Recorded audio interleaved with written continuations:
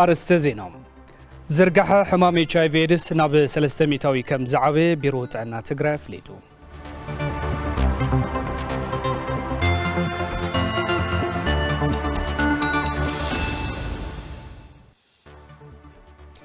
دحري وعلي بريتوريا ملكعو غيرو زغصل زلو جونوسايد تقراي عالم لخ مصراي كغبرلو تصاوعيت قريبو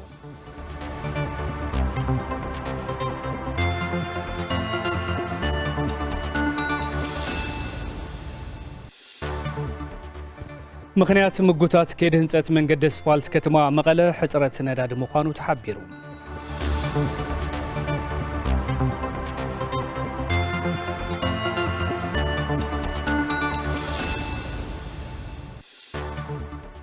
كاب زيناتات وصادما امريكان روسيان اب يوكرين زكايد زل خوينات نمقراص حدش امام سلام كم زدالوا تغليصو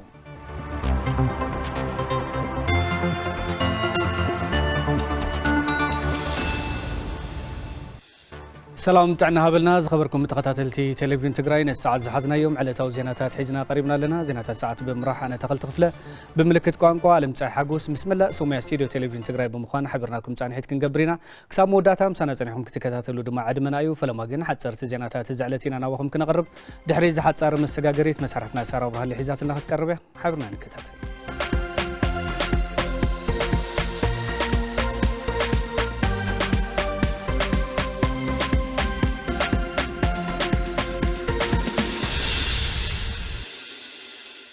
يمسكنا تخلصيت عن هبلنا خبركم تملكتنا حصرتي صبصاباتنا يزعلت انهم قدمي 4 عامات لك كم زعلت 12 حدار 2014 عام تمرت 83 تغارو ابالا سراويت مكلخال ኢትዮጵያ በመንነቶም ሰጨፍጨፍላ علتهم بزي غبن ካብ ዝነብሩላን አሃዱታት ተፈለዮም ኣብ መዳጎነ ማእከል ምዕራብ አባያስ ተኣሰሩ ተጋሩ በምኽንያት በዓል ሚካኤል ዘዳለው ወቡን ተኣኪቦም ቅድመ ምስተዮም ምዝፈትዎም ስድሮኦም ክራኸቡ ክጽልዩ ኣብ ጀመረሉ እዋን ነይሩ በሰራዊት ኢትዮጵያ ሰጨፍጨፎም ዓለም ለኸ ትካል ጆኖሳይዶች 4 ታህሳስ 2022 አቋጽራ አውሮፓውያን ሸዋዕተ መስኻኽር ዓይን ብምጥቃስ ኣብቲ ቤት ማእሰርቲ ብዛዕባ ዝተፈጸመ ጨፍጫፍ ጸብጸዩ ነይሮም شعوز وصصبصاب كم زملاخصو بمنነቶም ተዳጉኖም ካብ ዝነበሩ ተጋሩ ነበር አባላት ሰራዊት መከላኸል ኢትዮጵያ 83 ተቃቲሎም ብዙሓት ድማ ደሃዮም ዝጠፈኡ ኮይኑ ናይቶም አስክሬኖም ምስተረኸበ ኣብ ኣፍደገት ቤት ማእሰርቲ ብጅምላ እዮም ተቓቢሮም ምዕራብ አባያ ብሓደ ግዜ ብዙሕ ሰብ ሰጨፍጨፍሉ ስለዝኾነ ነበር ኣብ ካልኦት ሸውዓተ ማእከላት መዳጎንውን ነንበይኖም ሰጨፍጨፉ ተጋሩ ብዙሓት መኻኖም ግዳያት ፈትሒ ክረኽቡ ከም ዝግባን ዓለም ለኸ ትካል ጆኖሳይዶች ሓቲቱ ነይሩ ገብረ እግዚአብሔር ኃይሉ ከም ጸብጸቦ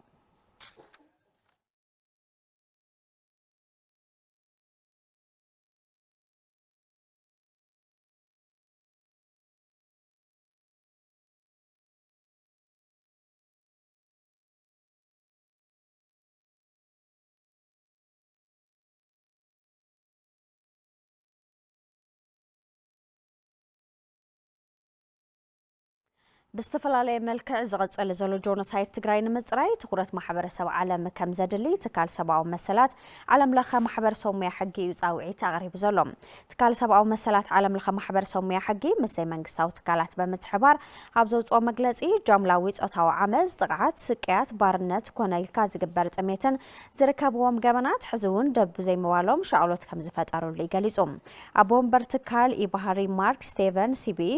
ወግዓዊ ውዕል ደው መባል ተጻቦታት አቦቱ እንተለውን ዓመጽ መምዝባል ሰፊሕ ግሰሳው መሰላትን ኣብ ኢትዮጵያ በፍላይ ኣብ ትግራይ ድማ ዕናው ኩናት ይቀጽል ከም ዘሎ እዮም ገሊጾም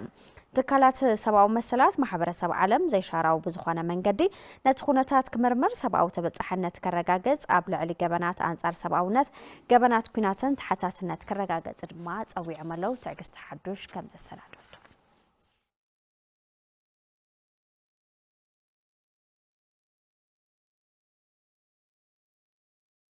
أوعالتي سممعنت بريتوريا بتقرأي توسعت أساس سبعة مسألة كيف تسام دبلوماسيا وتعطي كعرف كم زجبا هما رئيس وجودما أو عزلهم زملكتهم منجستاون أوعالت سممع بريتوريا بتقرأي توسعت أساس سبعة مسألة كيف تسام دبلوماسيا وتعطي كعرف يدما أو تعريب زلهم كابع إسراك سابع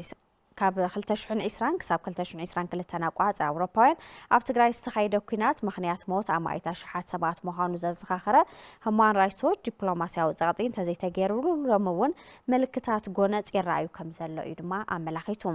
እቲ ንሚልዮናት ዘመዛበለን ዓበይቲ መሰረተ ልምዓታት ዘዕነወን ኩናት ዋላ እኳ ብኣደራዳርነት ሕብረት ኣፍሪካ ደው ክብል እንተኸኣለ ፈጻጽሙ ኣብ ምክትታል ብዝተረኣየ ጉድለታት ግና ጥሕሰታት ሰብኣዊ መሰል ጠጠው ከም ዘይበሉ ያረጋጊጹ ኣብ ከይዲ እቲ ኩናት እውን ተጋሩ ኣብ ምዕራብ ትግራይ ብመንነቶም ምኽንያት ኣብ ሰብኣውነት ዝፍጸም ዘሎ ገበን ምጥፋእ ዓለይ ተፈጺሞም ሕዚ እውን እቶም ጥሕሰታት ይቕጽሉ ከም ዘለዉ ያረጋጊጹ እቲ ስምምዕ ብዘይምትግባሩ ስዒቡ ሎሚ እውን ምልክታት ጎነጽ ይረኣዩ ምህላው ዝጠቐሰ ሁማን ራይትስ ዎች ሕብረት ኣፍሪካ ኬንያ ደቡብ ኣፍሪካ ኣሜሪካን መሻርክቶምን ዲፕሎማስያዊ ጻዕርታት ክገብሩ ናብ ልዕሊ ሲቪላት ዳግማይ ጨፍጫፍ ከይወርድ ቀዲሞም ክከላኸሉን ድማ ተላቢዩ ዘሎ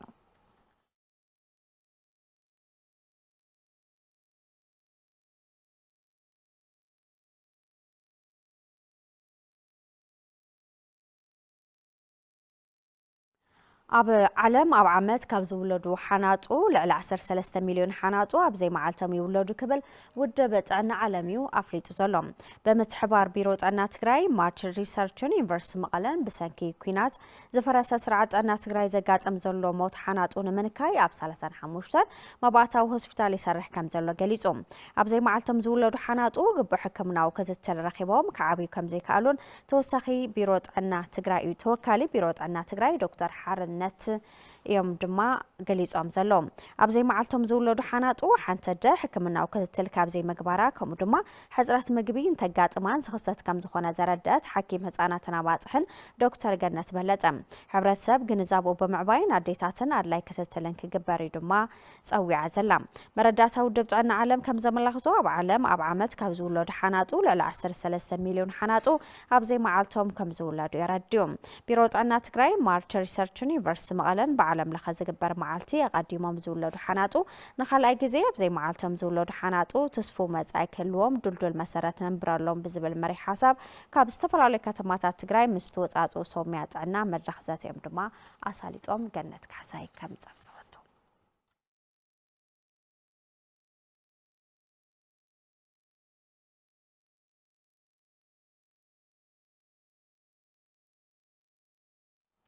وعلى قرب دالجينا كم عبيتم مكروب ومصار بهراو حدنتنا كنا تراخرن كنا رجعت أني جبا كبلو نبرتنا مرارحان وردا 7 درتا أم قليص أمزلهم مبل 84 عام زخري تاريخ قدما ويانا دالجينا العلوتا مرارحة زادو مبرق حيلتات أتات جراي مرارحة نبرت وردا 7 درتان عدومات جايشن أبصر خبلو أبت أبي الدبرك أبي بستفر عليه مدلاتي تخبرهم أبتوان ترخيبهم ملقتزم حلالفو أنا محدار وردا 7 درتا يتمحاري ولا كيرو دالجينا جاكان ولدنا مسافنتي عين بركخن عين جزء زباللو أركي استفزأملو حدنتهم زت أنا خرلو مرار حاز تمعراريلو تاريخ أو بعال تاريخا ملا حزب تكراي مخانا ردهم قال سيك قدامي ويانا أب تاريخ حزب تكراي كابسترايو عبيت معرفات تاريخ اتحاد يزبالو مكتلوانا محدار زوادو مبرع تكراي تايل سلاسة قبل سلاسة 84 عامتات نتحري تملسنا تاريخ قال سيك قدامي ويانا تنذكر قدامت ولدنا نزخر عدو من حزبو من قبلو بجزاء داربتات ملافنتومن زغفلو مسوات الجغنتن علامات صنعتن ازيو لعل منبار يوم غليص امزلوم تاريخ قدماويانه تماهرنا انكم مواصينا حدنتنا ناستيمنا زلاق هلونا بمحاسنا بزلاق غعزو سلام لمعاتن كنغغس يغبا كبلو دما نبرتنا مرارحان اتخابيوم ندوت حبيرم زلوم تاريخ دالجينا بستفلال مدلواتنا تخبر زغني خوينو هدار 10 عام تمر دما ابتو علي استفرارملو غرب دالجينا طابيا دبر قبي بستفلال على مدلوات خبر دما خير الله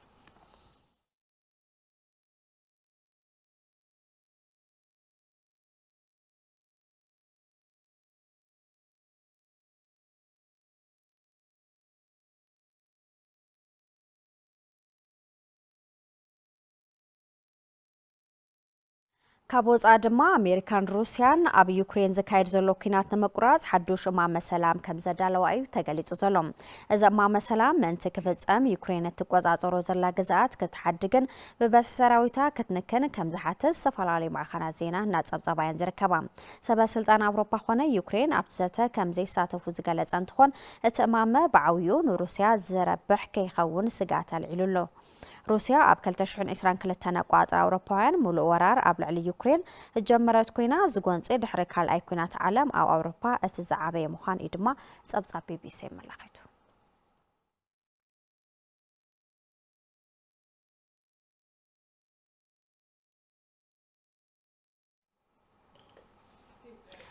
علتاوي صبصابات نزيوم يمصر نيرم سلام كتالكم بمسكينة نابت خلتي أكمل سوكم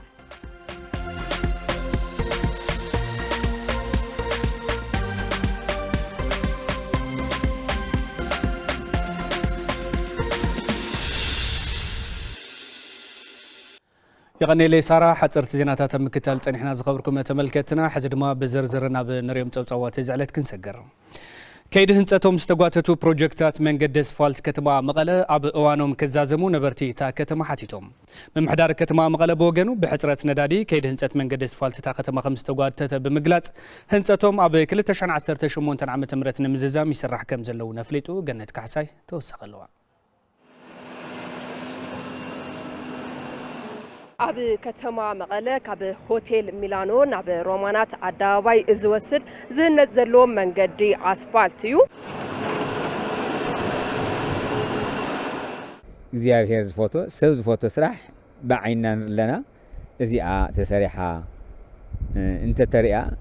صبو من قد خوينو صبو حبرت سبنا زغد قالوا سلام مون كم زملنا سلام مون كم زمسلنا يريان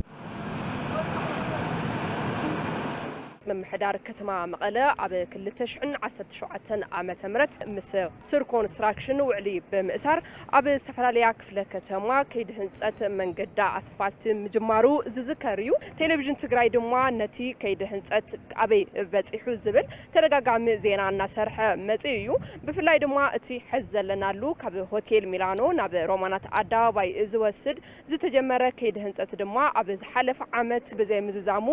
ነበርቲ ዝተፈላልዩ ጸገማት ተቃሊዖም መረረቶም እናገለጹ ጸኒሖም እዮም ዓም ከረም ሲሪ ያኔራ ቡሕጅ ብተፈላልየ መንከራ ብዙሕ ወሓፍ ብተፈላልየ ሕማቅ ነገር ነርና ሕዚ ብፍያት ማሽናት ተሓገዘ ቴሌቪዥን ትግራይ ከምዚ ዓይነት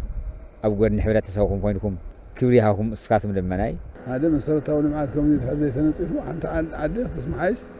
ወይ ከዓ ካሪ ነገር ክገብር ኣይትኽእል መንገዲ መጀመሪያ መንገዲ እዩ قصيلو حكمنا ايو قصيلو عاد معات ممتازي مالتي እና በጣም ደስ ይብል አብ ክል ተሽሕን 17 ዓመተ ምህረት ተጀመሩ አብ ከተማ መቀለ ብርክት ዝበሉ ከይድ ህንጸቶም እዚ ተዛዘሙ ናብ ክል ተሽሕን 18 ዓመተ ምህረት ተሰጋገሩ መንገድ ድማ ብዙሓት እዮም ተስፋውን ይወተ አሞን ጉጊታ ከም ዝኾነ ተዋሪዙ እዚ ታይኒዮ ጸገም ግን ናቱ አካባቢ ተሪየለ ጎሓፍ መከብ ይኮይኑ ምክንያቱ በቲመት ንጎን ጎን አበልንበር ናዓናውን የጨግመን خلاي አወራ ወዝኒዮ ዝባንክ ይሁን ወዝኒዮ አካባቢ ንግዲ አወራ በጣም ይሽጎሩ እና ጭቃ አኸረምት ኸዓ ጭቃ ሊወ ዘሎ አቅመ ዋዲዶ ዘሎ ነገራት ተሳሃይሉ ተሕብረተሰብ ተጠቀመሉ በጣም ደስ ይብል ዝሰርሕ ለለ አካል በጣም ኣብ ሓጺር መዓልቲ ክግልገለሉ ሕብረተሰብና ጽቡቅ ክግልገለሉ ክፍጽም ኣሎ ውዕሊ ካብ ዝተገበረሎም መንገድታት ከተማ መቀለ ዛጊድ ልዕሊ 60 ኪሎ ሜትር ህንጸቶም ከም ዝተዛዘሙ ዝገለጸ ኣብ ሱር ኮንስትራክሽን ሓላፊ ፕሮጀክት ኮንስትራክሽን ኢንጂነር አለም ገብረ ህይወት ብሙሉእነት ንምዝዛም ሕጽረት ነዳድን በጀትን ከም ዘሎ አብሪሆም ፌዝ 1 ፌዝ 2 ፌዝ 3 ለሆነ ኸዚ ካብ ልዕሊ 65 ኪሎ ሜትር መሪኦ እዩ ያው ድሕሪ ለለ ድማናይ ተዛዘመ ተጀሚሩ ኣብ ምዝዛም ለሎ መንገድታት ወነሎ ሕዚ ተጀሚር ነበረ ኢና ጀሚርና ያዝ ዓመት ተጀሚራ ነራ ካብ 500 ሜትር ያዛ ጀሚርና ነና ኣብ እዚ ኣምስተወደት ውን ኣፍቲኣ ናይ ኣስፋልት ምንጻፍ ለቀረየ ዳርጋ ተጀሚረን ኣብይና ደምውን ላተሰርሐት ልቃነይ ተቀደማ ያላ ቡት ውዕል መሰረት ይፋጠን ለይልና ኳተለ ነበርና ካፍት ኻሊ ከተማ ግን ብልሕሸ መንገዲ ብተልተረኸበ ነዳዲ ብትለሎ ነዳዲ ተረኸበ ኢና ስራሕ ጀሚርና ያለ መተሓባበሪ መሰረተ ልምዓት ከተማ መቀለ ኣይተሰሎምን ገብረ ሚካኤል በወገኖም ሕጽረት ነዳድን በጀትን ቀንዲ ጸገም እቲ ምጉታት ከም ዝኾነ ብምግላጽ ከም መምሕዳር ዝተጀመሩ ንምዝዛም ይስራሕ ከም ዘሎ ኣረዲኦም 10 ቢሊዮን ፕላን ሂዙ ከተማ ብደረጃ 10 ቢሊዮን ካውቱ ኣይካለን ኣብ ሕብረተሰብና ዘሎ ጸገም ማጉም መሰረታዊ ያው ብደረጃ ስለለ ሆነ ተስቡ ምቅናሱ ተከፈለትን ብደረጃ ብጎታው ሄሉ ንሱም ናይ ባዕሉ ኣስተዋፅኦ ኣሎ ትዋና ግን ናይ ነዳዲ ምዃኑ ኣብ ግምት ተጀመረ ኢና ንውድእ ከምዚ ቅድም ስኢልና ንብሎ ነበርና ነገር ምስ ዘሎ ናይ ነዳዲ ኣስሊት ምስ ዘሎ ነዳዲ ክንውድአሉ ንኽእል ነገር ኢና ክነማቻችል ኣለና ኣላ ናይ ሮማናት ሚላኖ ናይ ሕሞራ ሆቴል እና ናይ ላዕሊ ኣይናለም ኣላ ጀሚርና ኣብ መጨረሻ ኣብ ናይ ተፋሰስ ስራሕተን ንበፅሓ ኣብ ፋይናል ናይ ሳቤዝ ሌቨል ዝወድኣ በእኒ ጅምር ካልኡኻ ዓቕምና ናይ ነዳዲ ዓቕምና እናርኣና ንቐፅለሉ ይርከቡ ቅድሚ ጆኖሳይዳዊ ኩናት 1.4 ዝነበረ ዝርግሐ ሕማም HIV ኤድስ ኣብዚ ሕዚ እዋን ናብ 300 ከም ዝዓበየ ቢሮ ጥዕና ትግራይ ኣፍሊጡ ኢየሩሳሌም ገብረመድህን ከም ስዑብ ተቕርቦ እያ ቢሮ ጥዕና ትግራይ በብዓመቱ ሕዳር 22 ዝዝከር መዓልቲ HIV ኤድስ ኣመልኪቱ መግለጺ ንጋዜጠኛታት ሂቡ ኣብ ቢሮ ጥዕና ዳይሬክተር ኩለ መዳይ ምላሽ ምክልኻልን ምቁፅጻርን HIV ኤድስ ኣይተፍስሓ ብርሃንም ዝርግሐ እቲ ሕማም ናብ 300 ከም ዝዓበየ ይገልጹ ቅድሚ ኩናት ዝነበረ ዝርግሐ 1.43 ነይሩ ድሕሪኡ ግን ብዝገበርናዮ መጽናዕቲ ናብ 300 ዘመላኽት ማለት እዩ እዚ ኣብቲ ጠቕላላ ማሕበረሰብ ማለት እዩ ኣብዘን ፋይቶት ንብለን ሓትና ተሪእና ድማ ናብ 8.6 ከባቢ ዘመላኽት ኣብ ተመዛበልቲ ናብ 5.5 ዘመላኽት ብፍላይ ድማ ግዳያት ጾታዊ መጥቃዕቲ ዝኾና ኣዴታትና ሓትና ደቅና እውን ናብ 8.8 ዘመላኽት ማለት እዩ ስለዚ ብድምር ኣብ ትግራይ HIV ብጣዕሚ ኣብ ዘሰክፍ ብርኪ ዘሎ ማለት እዩ እቲ ዝርግሐ ኣብ ከተማ 12.8 ኣብ ገጠር ድማ 700 ከም ዝኾነ ዝገለጹ ኣይተፍስሓም ተመዛበልትን ብጸላእቲ ዝተጠቕዓ ደቂ ኣንስትዮ ቀንዲ ተቓላዕቲ ክፋላት ሕብረተሰብ ምዃኖም ሓቢሮም ምዞም ሓደሽቲ ረክስታት ኣሳሲሩ ክረአ ተሎ ካብቶም ምርመራ ዝተገበረሎም እቲ ዝለዓለ ቁፅሪ ዝሕዝ ኣብዞም መዓልታዊ ሸቃሉ ኣብቲ መንእሰይ ሓይሊ ማለት እዩ 1700 እውን ኣቶም ይሕዝ ኣብ ሓረሳይ ናብ 1500 ዝሕዝ ኣብ ሰብ ሓዳር ናብ 14.300 ዝሕዝ ስለዚ ብጣዕሚ ሓደገኛ ኩነታት ከም ዘሎ ክንርዳእን ዘለና ዓቕሚ ኣተኣኻኺብናስ ኣብ ምክልኻል ክንሰርሕ ንክእለና ማለት እዩ ትግራይ ኣብ ከቢድ ሓደጋ ተቐላዒነት እትሕማም ኣላ ዝበሉ እቶም ዳይሬክተር ሕፅረት ቀረብ መከላኸሊ ናውትታት ኩናት ዝፈጠሮ ቅልውላውን ካልኦት ፀገማትን ዝርግሐት ሕማም ክውስኽ ክኢሉ ኢሎም ሎሚ ዓመት ዝዝከር ዓለም ለኸ መዓልቲ ምክልኻል HIV ኤድስ በቲ ሕማም ዝሞቱ ወገናት ንምዝካርን ግንዛበ ንምፍጣርን ዝዓለመ ምዃኑ ኣረዲኦም በዚ መዓልቲ እዚ ኣብኡ ናህለና ህዝብና ክነጠንቅቖን ክነንቅሖን ኢና መግለፂ ንህብ ዘለና ማለት እዩ HIVስ ሕዚ እውን ኣብ ትግራይ ሓደጋ እዩ ሓደጋ ስለ ዝኾነ ኩላትና ካብዚ ሕማም እዚ ክጥንቀቕ ክንገብሮ ክንክእል ኣለና ሕብረተሰብና ማለት እዩ መዓልቲ ምክልኻል HIV ኤድስ ዕንቅፋታት ምክልኻል ኤድስ ብምስጋር ለውጢ ነምፅእ ብዝብል ቴማ ንመበል 38 ግዜ ከም ዝዝከር ድማ ንምፍላጥ ተኻኢሉ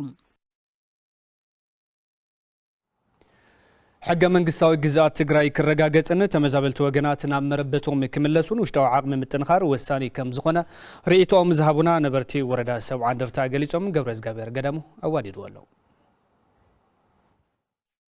ኣብዚ ሕዚ እዋን ውሽጣዊ ሓድነትናን ፖለቲካዊ ነቕዓናን ካብ ዘጉልሁ ንጥፈታት ምስ ንቁጠብ ኢና ንርብሐሉ ክብሉ ርእይቶኦም ዝሃቡና ነበርቲ ወረዳ 70 እንደርታ ገሊጾም ኣብ ዝኾነ ማሕበራዊ ሚድያ በተለይ ኣብ ፌስቡክ ተለጢፉ ፈላላይ ዝኾነ ስራሕቲ ይስራሕ ዘሎ ማለት ብጣዕሚ ፈላላይ مخع صيف خلت دقنو حوي زتاخوسلو ኢና ኮሪ ዘለና ኣብ ሓደ ድፋዕ ዝነውርስ ሕዝላ ምትኻዝ ዝወጽሕ ንሪና ብጣዕሚ ጽየፍ እዩ መخع ብጣዕሚ ዝሕዝነው ዚታ እዩ ጀኖሳይደራት خلت ጀኖሳይደራት ዝሕጎስሉ ሚድያ ኢና ፈጢርና ኣሎ ሕዚ ብናህና ስንፍና ንሳቶም ክጥንክሩ ኢና ንገብር ዘለና እቲ ህዚ እምባይ እምባኻ ተተሓሒዝና እኔና ወለድና ብዙሕ ፀገማት ሓሊፎም ብዙሕ ነገራት ገይሮም እሞ መሳርሒ ብለይ ኖረሉ ግዜ እሞ ስልጣነ ብለይ ኖረሉ ግዜ ሳይንስ ብለይ ኖረሉ ግዜ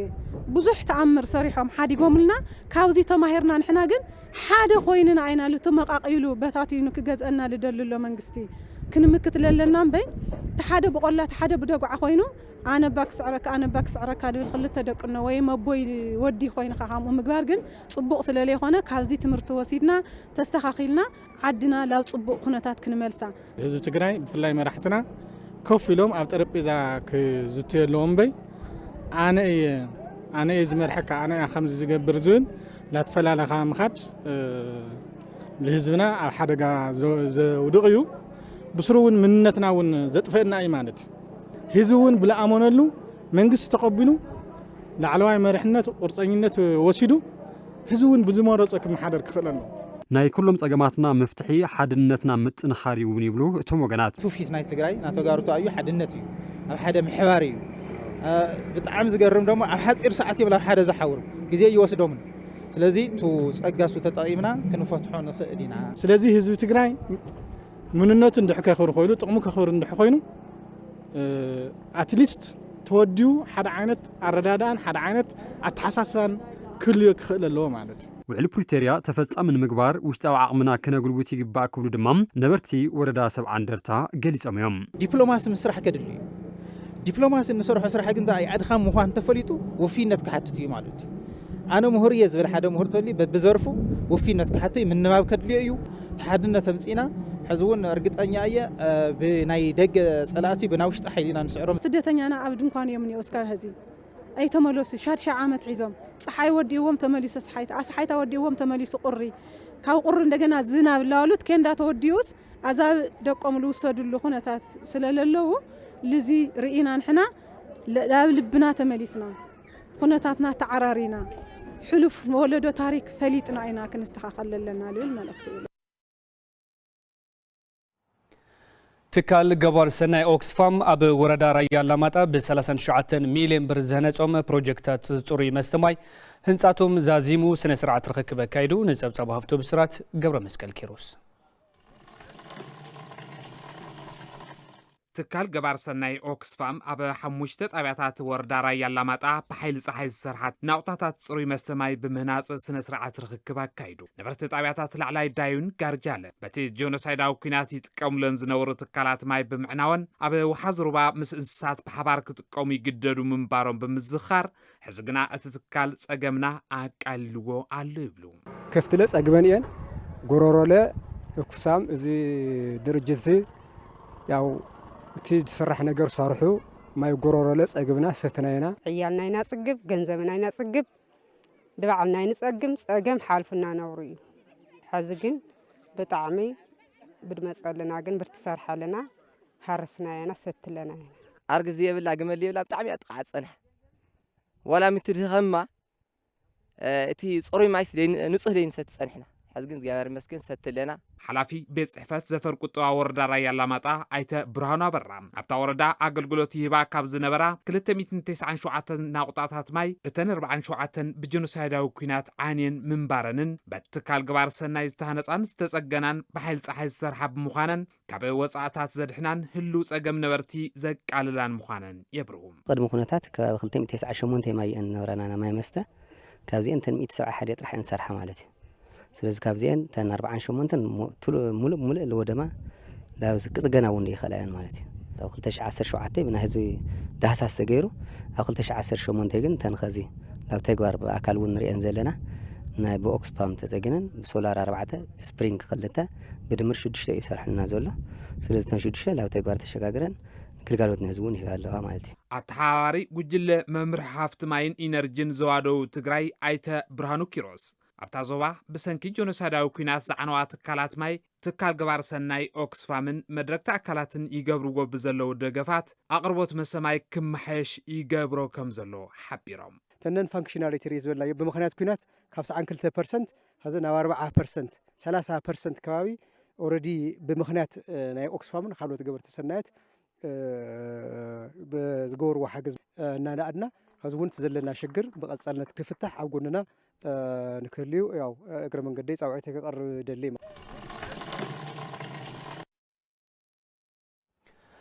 ዝኸበርኩም ተመልከትና ዜናታት ቴሌቪዥን ትግራይ ሕዚ እናቐጸለ እዩ ስዒቡ ጸብጻባት ቢዝነስ ዝዕለቴና ናውኹም ክነቕርብ ድሕሪ ዝሓፀር መሰጋገሪት መሰረትና ኣብቲ ገብሩ ሒዝና ክቐርብ እዩ ሰናይ ምክትታል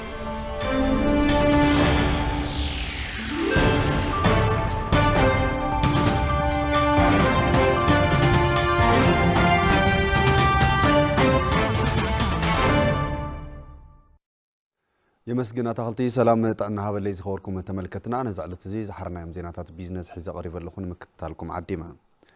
أب كتما عدوى أب سرعة سفيت شركة استوافر وجنات سرعتهم نكيسفحوا ስእነት ልቃሕ ገንዘብ ዕንቅፋት ኮይንዎም ከም ዘሎ ተዛሪቦም ስራሕቲ ጨርቃ ጨርቂ ዝተዋፈሩ ወገናት ፋይናንሳዊ ምንቕቓሕን ምትእስሳር ዕዳጋን መሰረት ዝገበሩ ስራሕቲ ክንውግን ኢና ዝበለ ድማ መምሕዳር ከተማ ዓድዋ እዩ ተስፋ ዝጋዓስበይ ተወሳኸሎ ኣብ ከተማ ዓድዋ ኣስታት 56 ኣብ ስራሕቲ ጨርቂ መርቅን ጋርመንትን ዝተዋፈሩ ትካላት ከም ዘለው ቤት ጽሕፈት ዘፈር ቁጠባታ ከተማ ይሕብር ካብዚኣቶም ሓደ ዝኾነ ትካል ጨርቂ መርቅን ጋርመንትን ግርማይ በርሀ ድሕሪ ኩናት ትግራይ ናብ ንቡር ምምላስ ከም ዝተጸገመን ካብ ዝነበርዎ ልዕሊ 70 ሰራሕተኛታት ሕዚ ኣስታት 22 ሰራሕተኛታት ጥራሕ ሒዙ ከም ዝተረፈን ሓላፊ ምምሕዳር ሓይሊ ሰብቲ ትካል ኣይትጸጋይ ኪዳነ የመላኽቱ ዝነበረና ናይ ቅድሚ ሕዚ ሓይሊ ሰብን ናይ ሕዝን ክርአ ተሎ ያው ከምቲ ዝርአ ዘሎ ምንም ዝሕባእ ነገር ኣይኮነን ናብ 22 ካባለሆና ማለት እዩ ሕዚ ናይ ቅርቦት ሕፅረት እኒና እቲ ናይ ቅርቦት ሕፅረት እኮ ናይ ገንዘብ ጉዳይ ይሆም ዝንድሕሪ ዝጎተና ዘሎ ስለዚ ብዙሕ ገንዘብ ልቃሕ ተዝህሉ ነይሩ እታወታት ወይ ከዓ ታሽሙና ቀረብና ነርና ያው ቶም ካብ ቅድሚ ሕዚ ካብ ቻይና ንምፅ ነርና ኢና ሕዚ ለምሳሌ ካብ ቻይና ንምፅ ነርና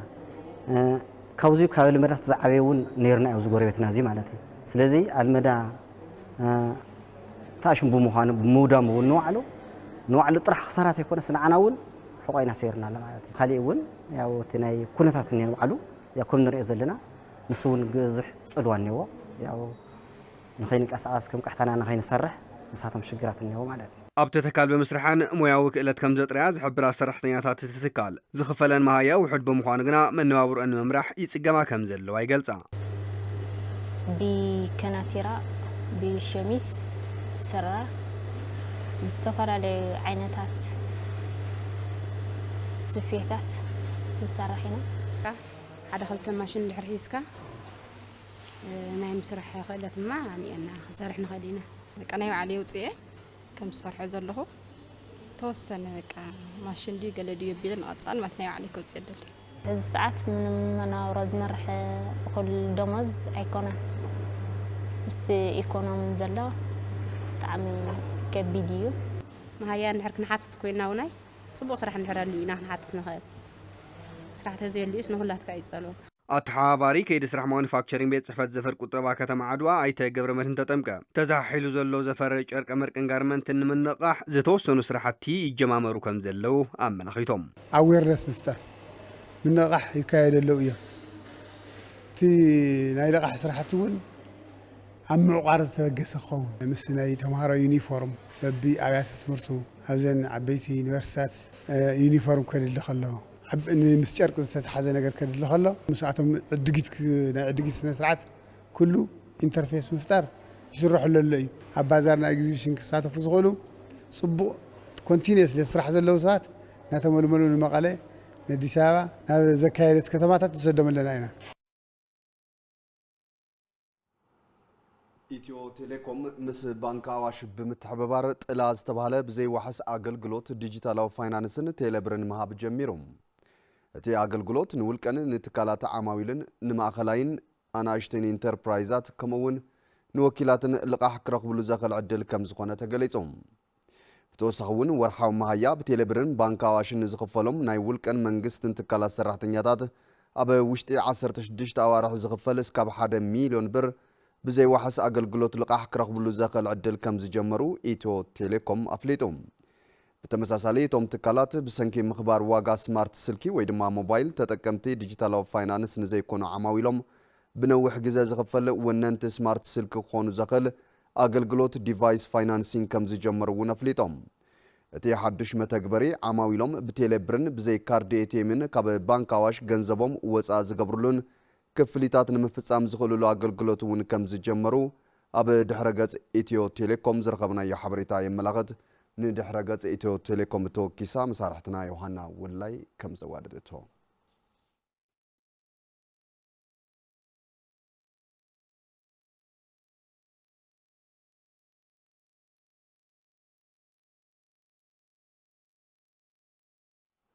ዝኸበርኩም ተመልከትና ሕዚ ድማ ኩነታት ሽርፎ ወፃእ ዘርኢ ሰደቓ ንኽትከታተሉ ክእንግደኩም ሰላም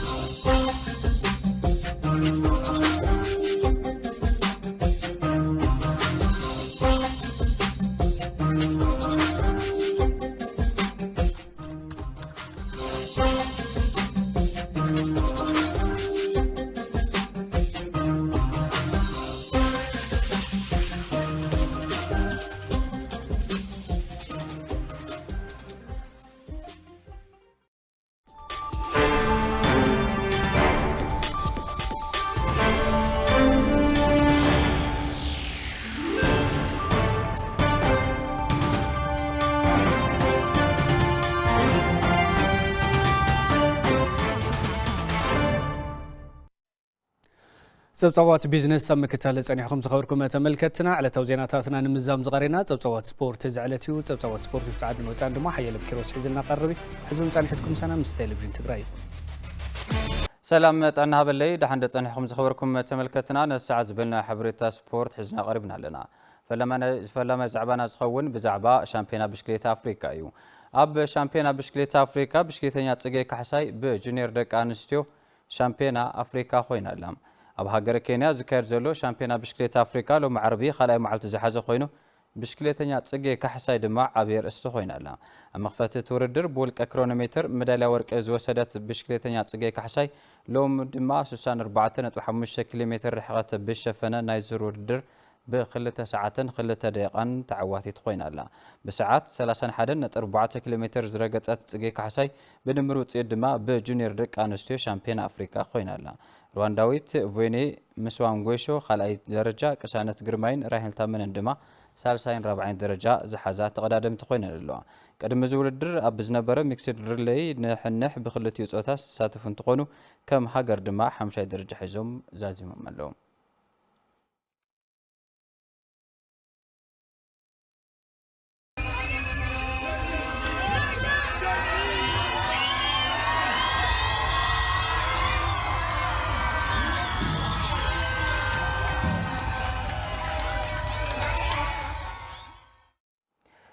ኣብ ሲቢ ፕሪሚየር ሊግ ኢትዮጵያ ጋንታ ወላል ዩኒቨርሲቲ ዓዲግራት 50 ስዕረት ዝዓመት ኣመዝጊባ ኣላ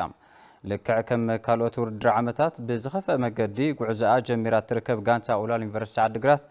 ኣብዚ ውድድር ዓመት እውን ብሓደ ነጥቢ ኣብ መወዳእታ ደረጃ ተሰሪዓ ትርከብ ኣብ 68 ፀወታ ሲቢ ፕሪሚየር ሊግ ኢትዮጵያ ምስ ሃዋሳ ከነማ ዝገጠመት ጋንታ ወላል ዩኒቨርሲቲ ዓዲግራት ብሩክ ታደለ ብዝቆፀራ ብሕታዊት ጎል ድማ ጋንታ ሃዋሳ ከነማ ኣብ ልዕሊ ወላል ዩኒቨርሲቲ ዓዲግራት 1-0 ዓወተ መዝጊባ ኣላ ወላል ዩኒቨርሲቲ ዓዲግራት ኣብዚ ዓመት እዚ 6 ፀወታታት ዘካየደት ኮይና ብፕሪሚየር ሊግ ኢትዮጵያ ሓደ ማዕረ 5 ድማ ስዕረት ተኣናጊዳ ብሓደ ነጥቢ ኣብ መወዳእታ ደረጃ ተሰሪዓ ትርከብ 68 ፀወታታት ሲቢኢ ፕሪሚየር ሊግ ኢትዮጵያ ዕለተ ቀዳሚ እውን ዝቐፅል ኮይኑ ጋንታ ምድረገነት ሽረ ምስ መቻል ከም እትፃወት እቲ ዝወፀ መርሃ ግብሪ የመላኽት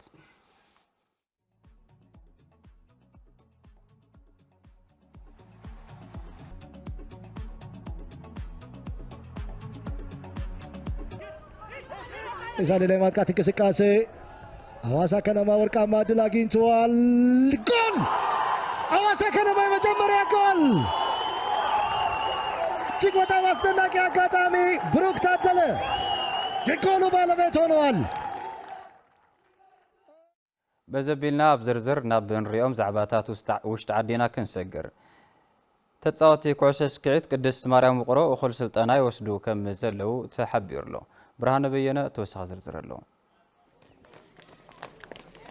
ዛማኒኤል ተኽለ ኣሮን ኣሸናፈን ተኣምራት ኣብርሃን ኣብ ከተማ ውቅሮ ኮሌጅ ቅድስት ማርያም ፕሮጀክት ኩዕሶ ስክዒት ተጠርኒፎም ኣብ ምስራሕ ዝርከቡ ኮይኖም ዝወሃቦም ዘሎ ስልጠና በርቲዖም ይሰርሑ ከም ዘለው ይዛረቡ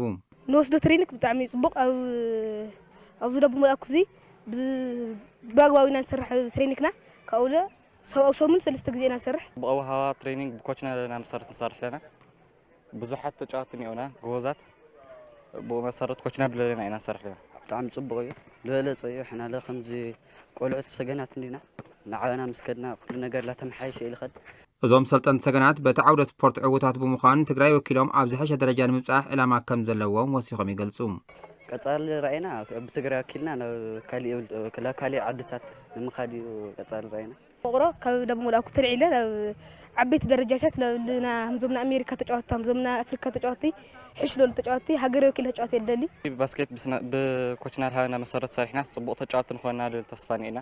ጽቡቕ ተጫወቲ ኮይና ዓድና ፀውዒና ብንል ተስፋና ሰርሕለና ኣሰልጣኒ ዞም ሰገናትን ጋንታ ኩዕሶ ስክዒት ኣጋዝን ዝኾነ ዶሮ ሓይረን ብወገኑ ኣብ ዝተፈላለየ ክልል ዕድመ ዝርከቡ ሰገናት ስልጠና ከም ዝወሃቡን ንጽባሕ ዓበይቲ ተጻወቲ ንክኾኑ ኣብ ምስራሕ ከም ዝርከቡ ድሕሪ ምግላጽ ኩሉ ፈታዊ ኩዕሶ ስክዒት ድጋፍ ክገብር ፀዊዑ ኣብዚ ትሕቲ 15 13 እንዮ ልዕሊዮም ትሕቲ 17 እንዮ ልዕሊዮም እውን ትሕቲ 19 እንዮ ካብኡ ተዓብይ ጋንታ እንዮ ማለት እዩ ስትዋና ስራሕና እሱ እዩ እቲ ራእይና ሃመይ ጌርና ዞም ቆልዑ እዚኦም ናብ ፕሪሚየር ሊግ ናብ ክልል ዝውክሉ ናብ ካሊእ ደረጃ ዝወፅሑ ክኾኑ ይኽእሉ እዩ ዋና ታርጌትናና ንዑይና ንሰርሕ ፈታዊ ባስኬት ዝበሃል ትግራዋይ ደገ ዘሎ ኣብ ውሽጢ ዓዲ ዘሎ ያው ንዕብየት ባስኬት ዝሓስብ ዕብየት ባስኬት ዘጨንቆ ኩሉ ንክሕግዘና ጻውዒትና ነቕርብ ኣተሓባሪ ኩዕሶ ስክዒት ከተማ ውቅሮ መምህር ተኸስተ ገብረ መስቀል ምስ ሰብ ሃፍቲ እታ ከተማ ተሓባቢሮም ከም ዝሰርሑ ይገልጽ ምምሕዳር ከተማ ውቅሮ ናይ ባዕሉ ዝኾነ ባጀት ክብጅት ይቀዳማይ እሱ ለቶም ስፖርተኞ ለወረዳ መንእሰይ ኢሉ ግዴቱ ስለዝኾነ ማለት ግዴታ ይዚ ባይዘ እቲ መንእሰይ ከይብተን መንእሰይ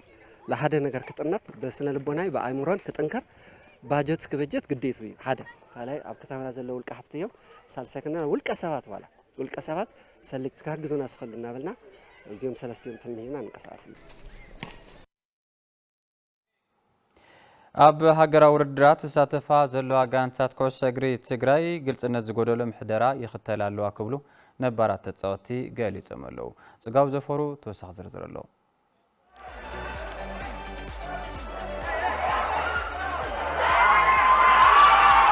ኣብ ሲቢኢ ፕሪሚየር ሊግ ኢትዮጵያ ዓመተ ስፖርት 2018 ዝሳተፋ ዘለዋ ጋንታት ትግራይ ዝለዓለ ወጻኢ ብምግባር ይሳተፋ ካብ ዘለዋ ጋንታት እቲ ሊግ ብቐዳምነት ዝስራዓ ኮይነን ደረጃ ውጽኢት ክረኣያ ከለዋ ግን ነቲ በጀተን ዘይምጥን እዩ ክብሉ ኣባላት ማሕበር ተጻወቲ ኩዕሶ እግሪ ትግራይ ይገልጹ ሓዝን ኢኻ ግን ኣብቲ ትሰርሐሉ ትኽእል ኩዕሶ ማለት ኣብ ሜዳ ዝረአ እዩ ኣብ ሜዳስ ኣነ ዝሰርሕዎ እንታይ ዓይነት ጋንታ ይመስል ኣብቲ ሜዳ ኢኻ ትርኢ ቅርሺ የኾነ ዋኑ ዝቅርሺ ማይወልዕወሉ እሳቶም ይልወጡሉ ኣለዉ ፉትቦልና ትግራይ የጥፍወዶ እሳቶም ግን ታኾይኖም ደም እሳቶም ብዙ በጀት እዚ ትስላዕተሎ ለኾነ ነገር ኢኻ ትጽበ ምክንያቱም ና ኢትዮጵያ ፕሪሚየር ሊግ መብዛሕትኡ ተመጣጣኒ በጀቱ ያው ዘን መቐለ ከነማ ልስዕር ኣለዋስ በጀተንስ ካብኡ ክንእስ እምበር ኣይዓቢ ስለዚ ክምጥን እዩ ተይኾነስ ኣይሓስወን ብጣዕሚ ከቢድ እዩ ማለት እዩ ተወዳዳሪለስ ይኾነ ማለት ልውድድር ለልቐርብ ነገርስ ይኾነ እተን ጋንትታት ኣብ ልዕሊ ተጋሩ ተጻወቲ ዘለዎን ርድኢት ቅንዕና ዘለዎ ኣይኮነን ብፍላይ ከዓ ኣብ እምሃያ ዓርሰን ክፍትሻ ይግባእ ርእይቶ እቶም ነባራት ተጻወቲ እዩ ካባናለ ተቸገርናሉ ግዜ ነገር ነይሩ ከዚ ሕደጎዋ ከዚ ወግዕ ይውሉ ማለት ከዚ ትግራዋይ ምግላል ተይኾነስ ምጥፋእ እዩ ተታሒዞሞኒ ትግራዋይ ተጫወትስ ልክህልል ደልዮ ይመስለኒ ዋላ ናደሞዝ ስኬል እንደረ ተጋሩ እንደያምልኹ ፈሉ ከውሮ እየ ዶ ዝልተሓተ ትግራዋይ ተኸፋሊ ካዋላ ካብ ኢትዮጵያ ፕሪሚየር ሊግ ጠቕላላ ሓደ ብጣዕሚ ትግራዋይ ብዚኣ ብኩዕሶስ ተጫዊተ እዚኣ ገይረ ገዛ ገዝአ መኪና ገዝአ ልብል ኮይኑ ኣብ ጉዳይ ምሕደረአንን ኣጠቓቕማ በጀትን ዘሎ ዘይምዕሩይን ግልጽነት ዝጎደሎ ኣሰራርሓን ኣብተን ጋንትታት ዝረአ ዘሎ ሽግርን ክሳብ ሕዚ እውን ክፍታሕ ዘይከኣል እንትኸውን እቲ በጀት ዝልዕለን ዘሎ ኣካል ድማ ናይ ዝቀንዲ ተሓታት ምዃኑ እዮም ዝገልጹ ተተኪ ተሒዝካ ንምንታይ ካብኡ ለይትገብር ክመጽእ ፋይናንሻል ተግንዮ ነገር የብልካ أفتح عن بمفرمي لا تدرى درها تجني أنا قرص لازلنا بعدين بتعمي خد حزنكو جنزة أو تيخا بمليونات الأكل جنزة أو تيخاس أبي أتلو ليتل كنتيبا ليفل تامو هزوي بوزح زي الترى بيانس قريت مقاري أبيكا هم يجرو ميتي من مليونات مد بس تاي غير خلو وزي من وراكو تأتو كل نيركو يخلو بيت حفري خانيركا بزوز كل قرش لا مد وخيلو أو تلله منجس تجري ونكوي كنتيباسي تقرشيسي يمد أمنتاوي عليلو يبقى تعتريدي إذا زغت لا بيت مرتي قال مسرح لهم تلو لتم صرح له كم خاصصهم أو كعشقن بمائة مليون لاتفو حنت معلت أميديا وتشو تايخ تجبر لكم تايخونكم زغونكم تاخونكم كواسيب تقرشقن ناي خاي نازي دخام حبرسه تمنت إلو زن أب من قد تري لنسلات على شيء على لجبرو جبري ساتهم لزنانو يللو فقد الديسار شادشاي سومن زوقتره قطمات تليق حزون غانستات تግራይ ኣብ ውጽኢት ቅልውላው እየን ዝርከባ